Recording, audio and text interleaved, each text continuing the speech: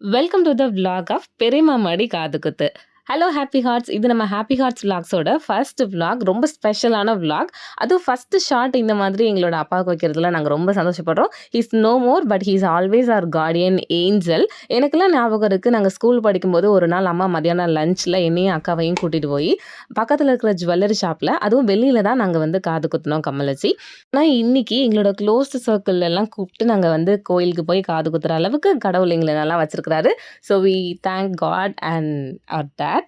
இன்னைக்கு ரொம்ப close circle மட்டும் தான் நாங்கள் இன்வைட் பண்ணியிருக்கிறோம். ஏன்னா 2 டேஸ்க்கு முன்னாடி பாப்பாவோட பர்த்டே செலிப்ரேட் பண்ணோம். அப்போ நிறைய பேர் இன்வைட் பண்ணி கொஞ்சம் கிராண்டாக வச்சோம். ஸோ நாங்கள் 4 மணிக்கெல்லாம் அலாரம் வச்சு காலையிலே கிளம்பி பக்கத்து தெருவில் தான் தங்கச்சி வீடு இருக்குது. ஸோ அங்கே போகிறதுக்கு நாங்கள் ரெடி ஆயாச்சு. ஸோ இவங்க தான் கோகிலா, எங்களோட ஃபர்ஸ்ட் பொண்ணு.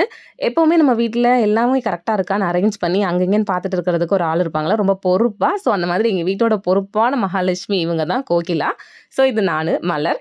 நாங்கள் இப்படி வீடியோ எடுத்துட்டு இருந்த கேப்பில் அம்மா கதவெல்லாம் பூட்டி ரெடி ஆகிட்டாங்க சாமி கும்பிட்டுட்டு. ஸோ எங்களோட சிங்கப்பெண் இவங்க தான் அப்படின்னு சொல்லலாம். ஏன்னா எங்கள் அப்பா இறந்ததுக்கப்புறம் எங்கள் 3 பொண்ணுங்களையும் இவ்வளோ தூரம் வந்து அவங்க கரேஜ் கொடுத்து கொண்டு வந்திருக்கிறாங்க அப்படின்னா அது அம்மா தான். எங்கள் பை அந்த போகுதில் ஒரு டாக், என்னடா இவெல்லாம் 8 மணிக்கே எந்திக்க மாட்டாளே அப்படி சொல்லி நீ குறுன்னு பார்த்துட்டு எங்கேயோ போகிறாங்களே, இருங்கடா நானும் வரேன் அப்படி சொல்லி எங்கள் கூடவே வந்துட்டே இருந்துச்சு. ஸோ அதுக்கப்புறம் நாங்கள் தங்கச்சி வீட்டுக்கு வர அங்கே நிறைய பேர் கிளம்பலை. அதனால நாங்கள் கீழே இருந்து சும்மா அவுட்ஃபிட் செக் பண்ணிட்டு இருந்தோம். இருடி உன்னை தனியாக பண்ண விட்டுருவானா அப்படின்னு சொல்லிட்டு, இந்த வந்துட்டல அப்படி சொல்லி அக்காவை என் கூட ஜாயின் பண்ணிக்கிட்டா. ஓரளவு சேம் பேட்டர்ன் சாரி தான், பட் கலர் டிஃப்ரென்ஸ். நாங்கள் பேசிட்டு இருக்கும்போது அப்புறம் பாப்பா முழிச்சிட்டாங்க. லட்டு அந்த குல்லா போட்டிருக்காங்களா, அவங்களுக்கு தான் இன்னைக்கு நம்ம காது குத்த போறோம். லட்டுக்கு காது குத்த போறாங்க தெரியுமா?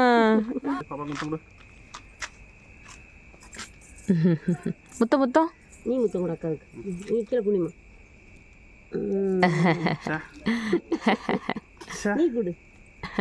பெரிய பாப்பா பேரு ரக்ஷனா, கோகியோட பொண்ணு, சாரி எங்களோட பொண்ணு. நாங்கள் பேசிட்டே இருக்கும்போது ஒரு 4:45 எல்லாருமே வந்துட்டாங்க. சரி ஓகே கிளம்பலான்னு வேன் கிளம்பியாச்சு. எல்லா குட்டீஸுமே பெரியமா பசங்க அக்கா பசங்க எல்லாருமே வந்திருந்தாங்க. அவங்களோட குட்டீஸ் எல்லாம் தூங்காமல் முழிச்சிட்டே இருந்தாங்க. ஏன்னா நம்மளோட ட்ரிப்னா அதில் கண்டிப்பாக டான்ஸ் இருக்கும்.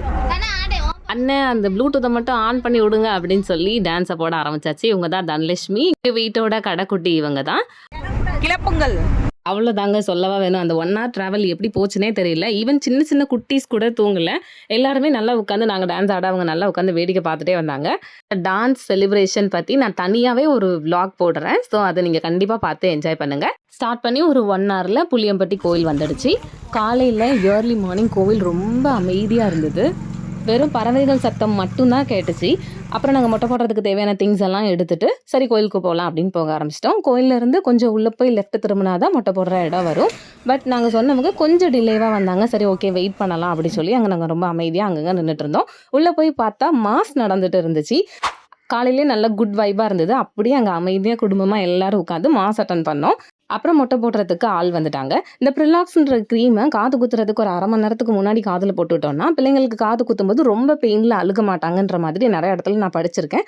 அப்புறம் கூகுளில் இது கரெக்டான்றதை சர்ச் பண்ணிவிட்டு ஓகே எக்ஸ்டர்னலாக அப்ளை பண்ணலான்னு அதை அப்ளை பண்ணிக்கிட்டோம். அப்புறம் மச்சானும் அம்மாவும் அந்த மொட்டை அடிக்கிறதுக்கு டிக்கெட் எடுத்துகிட்டு வந்தாங்க. லட்டு லட்டு லட்டு லட்டு லட்டு தூங்கிட்டாலே. லட்டுக்கு ஒரே தூக்கம். எழுப்பி பார்த்தாங்க அவங்க அப்பாவும் அம்மாவும். ஆனால் எந்திரிக்கவே இல்லை. கடைசியில் ஒரு வழியாக சரி ஓகே தூங்கின மாதிரியே மொட்டை போட்டுடலாம், ஏன்னா முழிச்சிருந்தான்னா அவளை மேனேஜ் பண்ண ரொம்ப கஷ்டம் அப்படின்றதுனால அம்மா மடியில் உட்கார வச்சு நாங்கள் வந்து மொட்டை எடுக்க ஆரம்பிச்சிட்டோம். லட்டுன்னு சொல்கிறோம் இல்லையா, பாப்பாவோட ஆக்சுவல் நேம் தன்யா கயல். தன்யா மீன்ஸ் லக்ஷ்மி அப்படின்னு அர்த்தம். அப்புறம் பாப்பாவை பற்றி சொல்லணும்னா அம்மாவோட செல்லம், பயங்கர செல்லம் அப்படின்னே சொல்லலாம். பொதுவாக எல்லாரும் தாய் மாமா மடியில் வச்சு மொட்டை போடுவாங்க, இல்லைன்னா தாத்தா மடியில் வச்சு போடுவாங்க இல்லையா. எங்கள் அப்பாவோட பாதி இல்லை, இப்போ எங்கள் அப்பாவே எங்கள் அம்மா தான். ஸோ அதனால் எங்கள் அப்பாவே உட்கார வச்சு அவர் மடியில் ஒரு மொட்டை போட்ட மாதிரி எங்களுக்கு பயங்கரமாக ஹாப்பியாக இருந்துச்சு.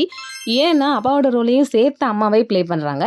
அதனால் அம்மம்மாவோட பெஸ்ட் மடி கிடையாது அப்படி சொல்லி அம்மம்மா மடியில் வச்சு மொட்டை போட்டோம். பாப்பா அப்பப்போ லைட்டாக உசும்புனா, ஆனால் கரெக்டாக மொட்டை எடுத்து முடிச்சாச்சு. அந்த மொட்டை போடுறவங்களும் ரொம்ப பொறுமையாக ஹேண்டில் பண்ணாங்கன்னு சொல்லலாம். அப்புறம் பாப்பாவை குளிக்க வைக்கிறதுக்காக அக்கா தண்ணியெல்லாம் ரெடி பண்ணிட்டு இருந்தா. புளியம்பட்டிலே குளிக்க வைக்கிறதுக்கான இடமும் இருக்கும். பட் ஏர்லி மார்னிங் அப்படின்றதுனால ரொம்ப குளிருன்றதுனால பக்கத்தில் ஒரு டீ கடையில் சொல்லி வெந்நி வாங்கியிருந்தாங்க. தண்ணியெல்லாம் கலக்கி மேடம் குளிக்க ரெடி. ஆனால் அப்போ கூட மேடம் வந்து எந்திரிக்கவே இல்லை. அப்போ எப்போ தான் எந்திரிச்சாங்கடா அப்படின்னு நீங்கள் கேட்கலாம். 3 பேரும் மொத்தமாக சேர்ந்து அந்த ஃபர்ஸ்ட் கப்பு தண்ணியை எடுத்து தலையில் ஊற்றுனதுக்கு அப்புறம் தான் பாப்பா முழிச்சு அழுகவே ஆரம்பித்தான். என்னம்மா குளிச்சுட்டு தோட்டிட்டு இருக்கும்போது எல்லாரும் சும்மா நின்று சுற்றி வேடிக்கை காமிச்சிட்டு இருந்தாங்க. குட்டி தம்பி எல்லாம் வந்து பாப்பாவும் உன் தலையில இருந்த முடி எங்கே காணும் காணும் அப்படி சொல்லி கேட்டுட்டு இருந்தாங்க. பாப்பாவுக்கு ஒரே ஹாப்பி எல்லாரையும் பார்த்து. தூங்கும்போது வீட்டுக்குள்ளே தூங்கணும் முழிச்சு நின்று பார்த்தா எல்லாரும் சுற்றி நிற்கிங்களேடா அப்படி சொல்லி எல்லாரையும் ஒரு ஸ்கேன் பண்ணி பார்த்துட்டு இருந்தா யாரெல்லாம் வந்திருக்காங்க அப்படின்னு சொல்லி. அந்த கேப்பில் கோக்கி போய் சந்தனத்துக்கு தண்ணி கரைச்சிட்டு வந்தா. குளிச்சு முடிச்ச பிறகு தலையில சந்தனம் தடவுவோம் இல்லையா, அதுக்காக. இவங்க மகா சென்னையிலேருந்து வந்திருக்காங்க, பாப்பாவோட அத்தை. கோக்கியே நான் பொறுப்புன்னு சொன்னேன் இல்லையா, அவங்களுக்கு இதுலயே தெரிஞ்சிருக்கும். அது காலோடி போடலாம்னு அட்டியே அக்கா கூப்பிட பேரு அக்கா கூப்பிட பேரு அக்கா அண்ணன் இந்த பாப்பா பாப்பாங்களா அண்ணி அண்ணி. குளிச்சுட்டு பட்டு பாவாடை ட்ரெஸ் போடுறதுக்குள்ளே பாப்பா எல்லாரையும் ஒரு வழி பண்ணிட்டா. எல்லாரும் சுற்றி நின்று விளையாட்டு காமிச்சிட்டே இருந்தாங்க.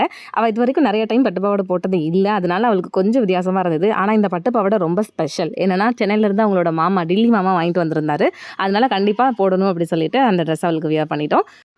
தலையில் அசோக் மாமா அவளுக்கு சந்தனம் வச்சோன்னா அவளுக்கு செம்ம ஹாப்பி. தலை சில்லுன்னு இருந்திருக்கும் என்னவோ, பார்த்து பார்த்து சிரிச்சுட்டே இருந்தா. அவரும் ரொம்ப நேரமாக கையில் சந்தனத்தோட ட்ரெஸ் போட்டு முடிக்கிற வரைக்கும் பொறுமையாக பின்னாடி வெயிட் பண்ணிகிட்டே இருந்தார். அப்புறம் அம்மு சின்ன பசங்க எல்லாரும் அவளை நல்லா வேடிக்கை பார்த்துட்டே இருந்தாங்க, வேடிக்கை காமிச்சிட்டே இருந்தாங்க. அப்புறம் அவங்களோட மகா அத்தை இருங்க நானும் வரேன் அப்படி சொல்லிட்டு அதில் ஜாயின் பண்ணிக்கிட்டாங்க. அப்புறம் அசோக்கும் மகாவும் சேர்ந்து பாப்பாவுக்கு சந்தனம் பூசி முடிச்சிட்டாங்க. அப்புறம் காலையில் எல்லாரும் சீக்கிரமாக எந்திரிச்சதுனால டீ கொஞ்சம் பேர் குடிக்கல. சரி ஓகே டீ குடிக்க போகலாம் அப்படி சொல்லிட்டு எல்லாரும் போனோம். என்ன லட்டு அம்மு சியர்ஸ் சியர்ஸ் தரலையா? என்னடா சியர்ஸ் அடிக்க தரல, பிள்ளைக்கு தரல. காஃபி என்ன என்ன தெரியுமா? ஏய் லட்டு லட்டு சியர்ஸ் சியர்ஸ் எடுக்க தாங்கடா அப்படின்னு கேட்கா.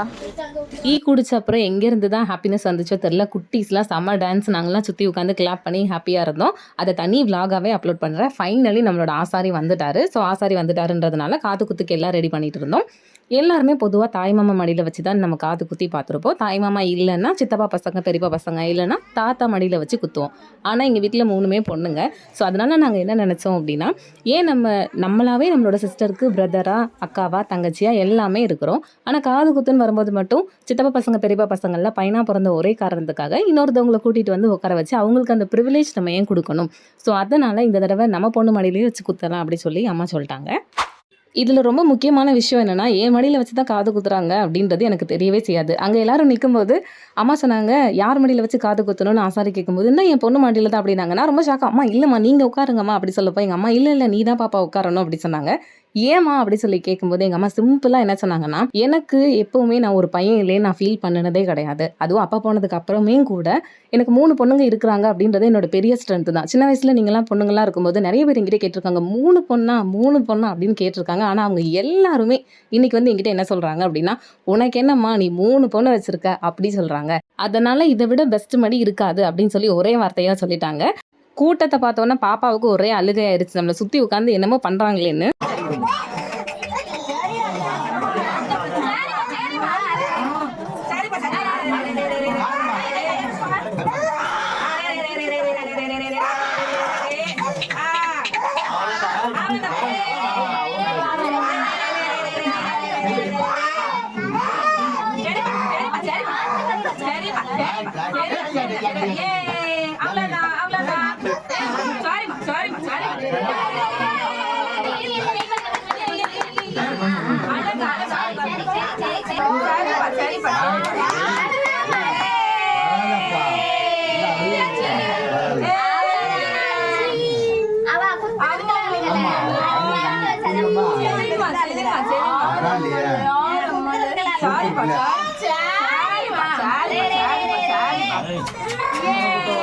ஃபைனலி லட்டுக்கு பெரியம்மா மடியில் வச்சு காது குத்தியாச்சு. கம்மலில் பாப்பா ரொம்ப க்யூட்டாக இருந்தா. காது குத்தி முடிச்சதுக்கப்புறம் ஆக்சுவலி அழுகலை, ஏன்னா அந்த க்ரீம் போட்டதுனால பெயின் அவ்வளவா தெரியல.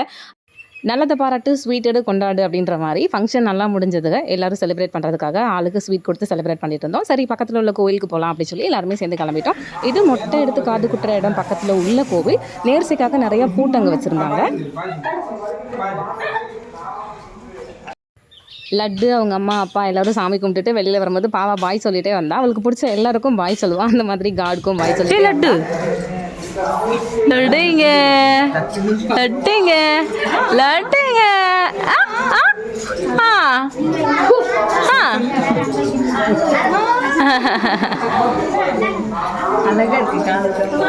அழகா இருக்குல்ல.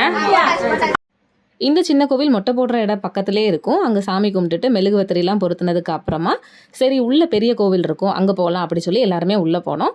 போகிறதுக்கு முன்னாடி சேஞ்ச் மாற்றி எல்லாருக்கும் அங்கே இருந்தவங்களுக்கு தனா ஹெல்ப் பண்ணிட்டு வந்தா.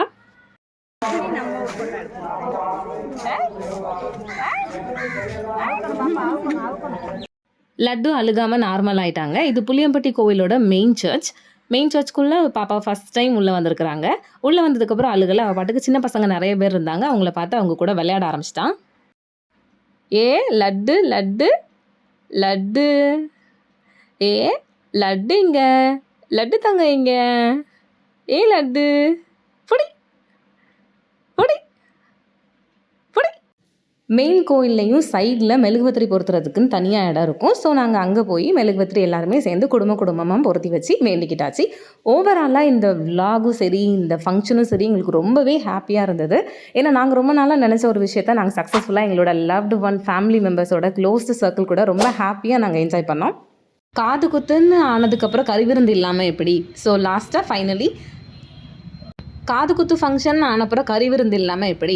ஸோ வீட்டில் நாங்கள் சாப்பாடு சொல்லியிருந்தோம். அதெல்லாம் சாப்பிட்டா இன்றைக்கி டே ரொம்ப சூப்பராக போச்சு. எங்களோட சந்தோஷத்தை உங்களோட பகிர்ந்துக்கிறதுல எங்களுக்கு ரொம்ப ஹாப்பி. உங்களுக்கு இந்த vlog பிடிச்சிருந்துச்சுன்னா லைக் பண்ணுங்கள், ஷேர் பண்ணுங்கள், சப்ஸ்கிரைப் பண்ணுங்கள். Keep supporting us. Love you all.